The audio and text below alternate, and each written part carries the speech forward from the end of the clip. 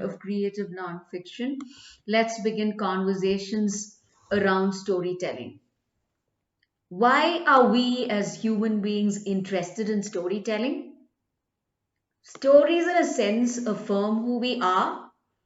Storytelling has to do with our identities. We affirm who we are through storytelling. It crosses barriers of time through us and others, through the real and the imagined. There isn't anyone you wouldn't learn to love once you've heard their story. It makes us care emotionally, intellectually, and aesthetically. Why are we drawn to puppies and babies? Maybe they're unpredictable.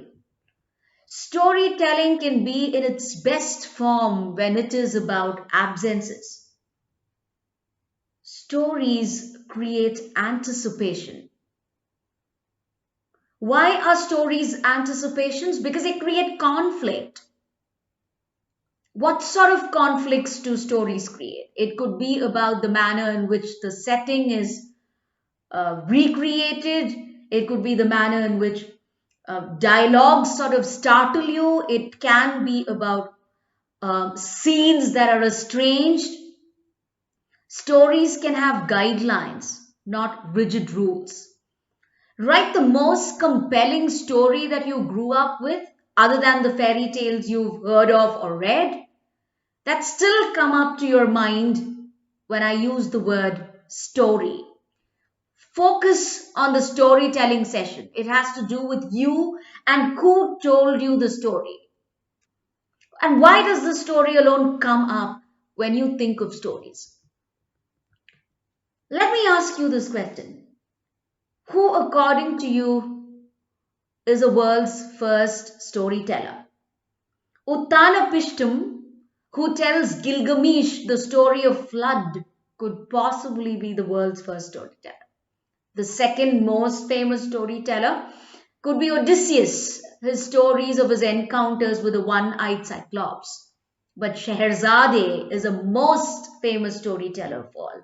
The lady who comes up with story after story to keep the king hooked. It is a frame tale narrative, the most interesting story of all. She must re-educate the king to teach him to be king again. And political crisis in that sense is addressed through storytelling. She gets him to be conscious through narrating the story of the Caliph of Baghdad. And paper traveled to Arabia through the Silk Route from China during this time. And writing changed. The Arabian Nights and paper sort of coexist.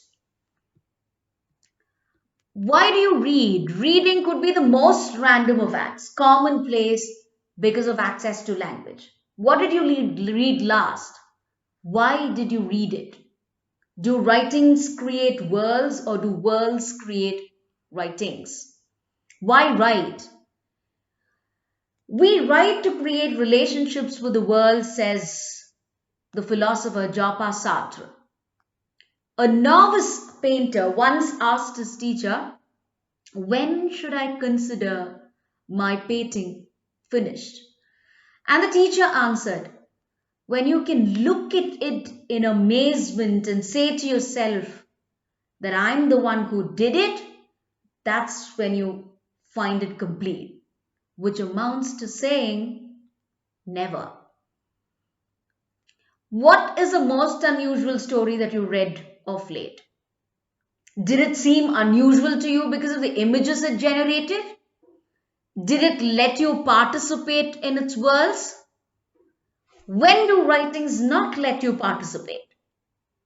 Why write? Writing could be the most random of acts. We write for numerous reasons. Everybody writes. It could have functional purposes. You write records, leave notes, requisition letters, thought out answers that you fill into your answer booklets during an examination.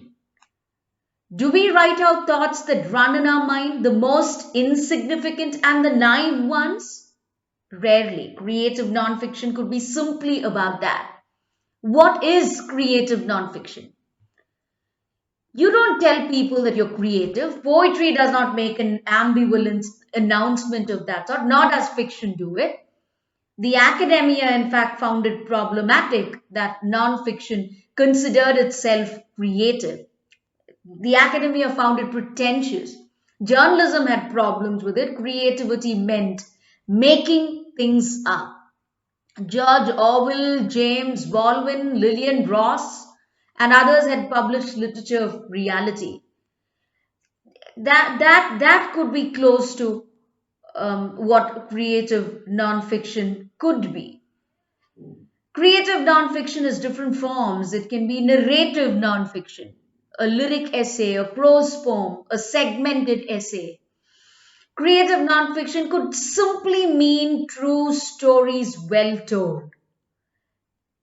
Creativity in creative nonfiction could mean the use of literary craft to tell a story, like poets, like writers of fiction, but the readers are enthralled by fantasy, although the story is real.